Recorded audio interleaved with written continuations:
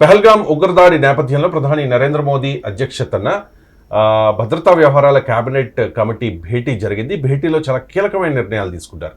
మనం చూడొచ్చు, ఇక్కడ మనకి వెనకాల కనిపిస్తోంది ఇండస్ వ్యాలీ, సింధు నది. సో ఈ సింధు నది జలాల ఒప్పందాన్ని రద్దు చేసుకుంది భారత్. ఇది చాలా కీలకమైన నిర్ణయంగా మనం చెప్పుకోవాలి.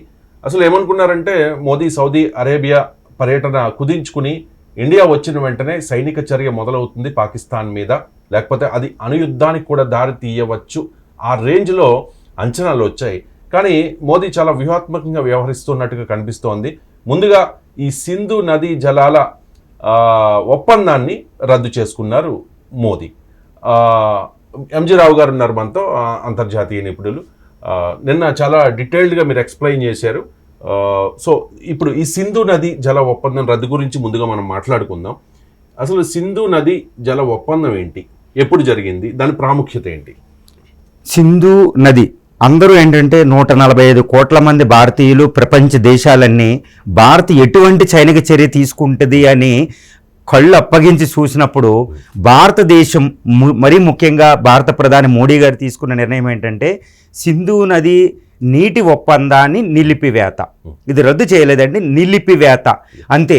ఈ నిలిపివేత అనేది పాకిస్తాన్ ఎలా ఫీల్ అయిందంటే యుద్ధానికంటే ఎక్కువ బాధపడుతుందండి ఇప్పుడు. అంటే ఒక అణుబాంబు తెచ్చి పాకిస్తాన్ నెత్తి మీద పడేస్తే, లేదా ఒక హైడ్రోజన్ బాంబు తెచ్చి పాకిస్తాన్ నెత్తి మీద పడితే మీకు తెలుసు అణుబాంబు అనగానే అక్కడ మిగిలేది ఎడారి మాత్రమే. కానీ ఇప్పుడు సింధు నది నిలిపివేత అంటే పాకిస్తాన్ మీద ఒక 100 అణుబాంబులు వేసినట్టే. ఎందుకలా? ఎందుకంటే ఈ సింధు నది అనేది పాకిస్తాన్ జీవనాడి. జీవనాడి అనగానే మీకు ఒకటి గుర్తవుతుంది.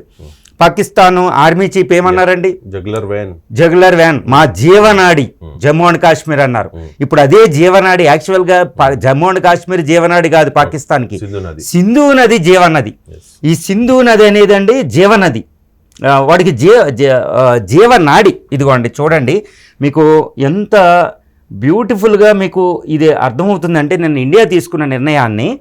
ఈ సింధు నది చూడండి, ఇది భారతదేశం, సింధు నది ఇక్కడ పుడుతుంది. ఇది చాలా స్పష్టమండి, ఇది చాలా ఇంపార్టెంట్. ఇది టెక్నికల్ మ్యాటరు, కానీ పాకిస్తాన్కి సరైన బుద్ధి. 100 అణుబాంబులు పాకిస్తాన్ మీద నిన్న మనం వేసేసినట్టే. అణుబాంబు అనగానే మనకు మిగిలేది ఎడారి మాత్రమే మిగులుతుందన్నమాట, ఆల్రెడీ థర్డ్ డెజర్ట్. ఈ సింధు నదిని మొత్తం పాకిస్తాన్ నుంచి మొత్తం నిలిపివేత జరిగింది. ఇప్పుడు 1960లో, ఇప్పుడు 1947లో భారతదేశానికి స్వతంత్రం రాగానే అప్పుడు ఈ సింధు నది జల నీటి ఒప్పందం అనేది ఒకటి కుదుర్చుకుందండి భారతదేశం పాకిస్తాన్. దీనికి మధ్యవర్తిత్వం వహించింది వరల్డ్ బ్యాంక్, వాషింగ్టన్లో ఉండే వరల్డ్ బ్యాంక్ అనమాట. ఇది ముఖ్యమైన విషయం ఏంటంటే ఇది one of the successful treaty of the world అండి. అసలు ఇండియా పాకిస్తాన్ దాయాది దేశాలు 4-5 యుద్ధాలు పోరాడుకున్నాయి. వీటి మధ్యన 2 ఒప్పందాలు మాత్రం తూచా తప్పకుండా అమలు జరుగుతాయి అన్నమాట. అసలు ఎంత అంటే ప్రపంచ దేశాలు ఆశ్చర్యపోతాయి. ఒకటి ఇండస్ వ్యాలీ ట్రీటీ అయితే ప్రతి సంవత్సరం January 1కి ఈ యొక్క అణు మనకి రియాక్టర్లు, వేళ అణు రియాక్టర్లు ఇచ్చిపుచ్చుకుంటాం అనమాట. అంటే యుద్ధం జరిగితే రెండింటి మీద దాడి చేసుకోకూడదని. ఈ సింధు నది నీటి ఒప్పందం కూడా చాలా successful treaty of the world అనమాట. ఈరోజు నిలిపివేత జరిగింది. మోడీ గారు అధికారంలోకి వచ్చారు, 2014లో అధికారంలో వచ్చినప్పటి నుండి ఆయన ప్రయత్నం చేస్తున్నారు దీన్ని ఆపడానికి. ఎందుకంటే 2019లో పుల్వామా అటాక్ జరిగిన తర్వాత మోడీ గారు one of the biggest bomb పేల్చేశారు. అది ఏమన్నారంటే, it is not possible to flow water and blood together. నీళ్లు ఈ రక్తం అనేది కలిసి ప్రవహించడం కుదరదు అన్నారు. అప్పుడే బయటకు వచ్చేద్ది అనుకున్నారు, కానీ సర్జికల్ స్ట్రైక్ చేశారు. కరెక్ట్గా సమయం చూసుకుని మోడీ గారు ఇది సింధు నదిని ఆపేశారు. సింధు నదిని, ఈ సింధు నది లైఫ్ లైన్. నిన్న అసీం మునీర్ అన్నారన్నమాట, మా జీవనాడి జమ్మూ అండ్ కాశ్మీర్. అరే జీవనాడి ఇది కాదు, మీ జీవనాడి నేను ఆపుతానని నేను మోడీ గారు ఆపేశారు. ఇప్పుడు పాకిస్తాన్ ఇంకా ఎడారి, పాకిస్తాన్ మీద 10 అణుబాంబులు వేసినట్టు పాకిస్తానీ ప్రజలు తిరగబడతారు. అసీం మునీర్ మీద పాకిస్తానీ ప్రజలు తిరగబడతారు పాకిస్తానీ ప్రధాని మీద. ఎందుకంటే ఇంక ఎడారి అయిపోయింది, పాకిస్తాన్ లేదు, 20 కోట్ల మంది ప్రజలు. చూడండి ఇప్పుడు సింధు నది, మీరు అడిగిన సింధు నది ఒప్పందం వల్ల ఎందుకు పాకిస్తాన్ నష్టపోతుంది, ఏ విధంగా దెబ్బ కొట్టారు, ఏ విధంగా అణుబాంబులు వేశారు చూద్దాం. సింధు నది ఇక్కడ మొదలవుతుందండి. మానస సరోవర్, పవిత్రమైన మన మానస సరోవర్, కైలాస్ మానస సరోవర్ దగ్గర మొదలవుతుంది. 3200 కిలోమీటర్లు సుమారు ప్రవహించి కరాచీ వెళుతుందన్నమాట. ఇది భారత నాగరికతకు పునాది. ఎందుకంటే సింధు నది, దీన్ని సింధు నది అంటాం అనమాట. సింధు అంటే ఒక సముద్రం అని అర్థం అనమాట. ఈ సింధు నది అనేది భారత నాగరికత పుట్టింది సింధు నది వ్యాలీలో. హరప్పా మొహంజదారో మీకు తెలుసు. ఈ హరప్పా మొహంజదారో ఇప్పుడు ఈ సింధు నది 1947 తర్వాత ఈ సింధు నది ఇక్కడ చూడండి, ఇది పిఓకే ఇక్కడ దాకా ఉంటుంది అనమాట. తర్వాత లడక్ ఉంటుంది. కేవలం లడక్లోనే మనకి ఇండస్ వాటర్ ఉంది, ఇంకా జమ్మూ అండ్ కాశ్మీర్లో లేదు. ఇది అంతా మొత్తం వెళ్ళిపోతుంది. 1960లో సెప్టెంబర్ 19న భారతదేశం పాకిస్తాన్ సంతకాలు చేసిన నీటి ఒప్పందం మీద. ఈ నీటి ఒప్పందం ప్రకారం ఈ కింద నుంచి రివర్ చూస్తే సట్లెజ్, బియాస్, రావి, చేనాబ్, జీలం అండ్ ఇండస్ 6 రివర్లు వస్తాయండి.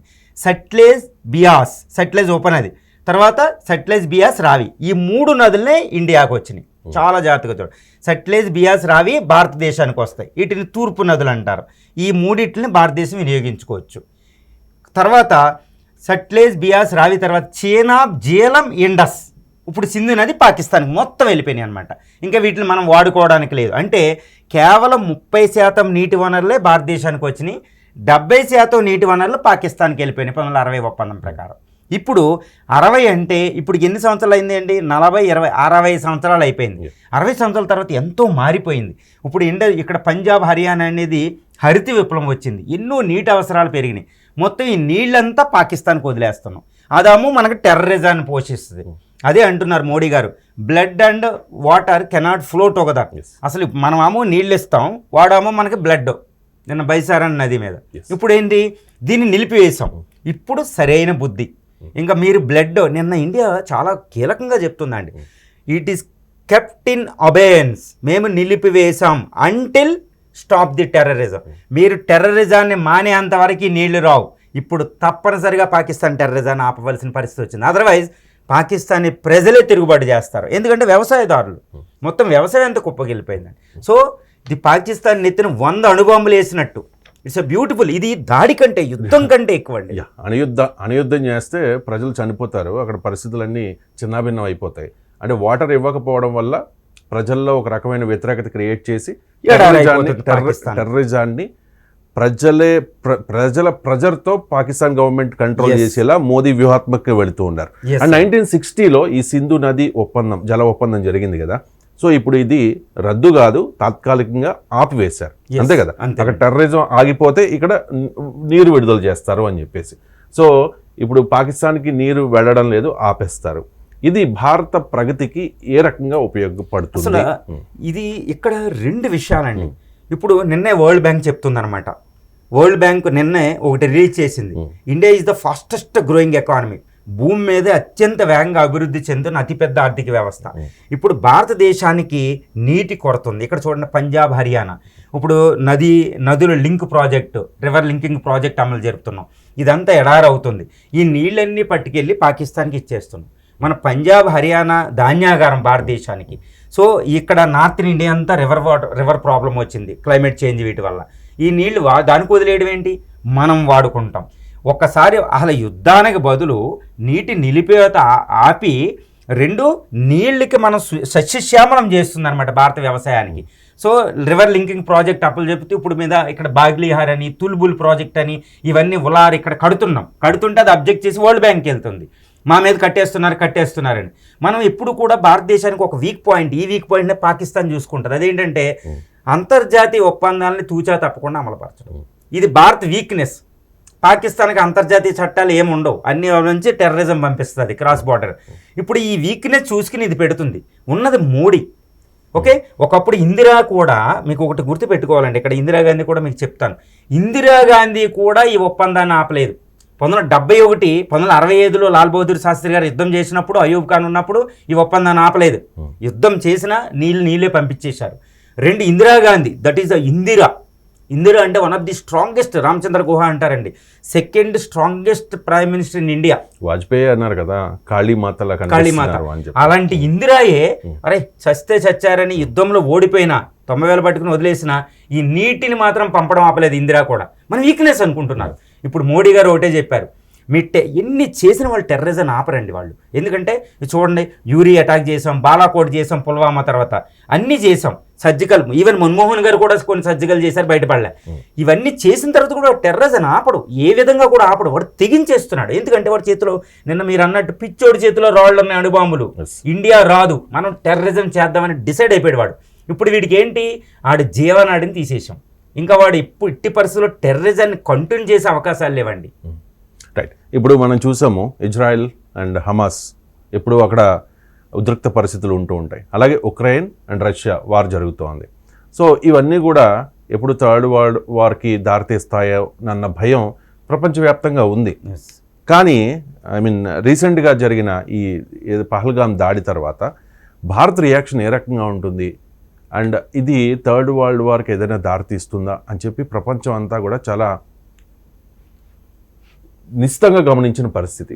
కానీ పుతిన్ అండ్ ట్రంప్ వీళ్ళిద్దరూ కూడా భారత్కే సపోర్ట్ చేశారు, బాసటగా ఉంటామని హామీ ఇచ్చారు.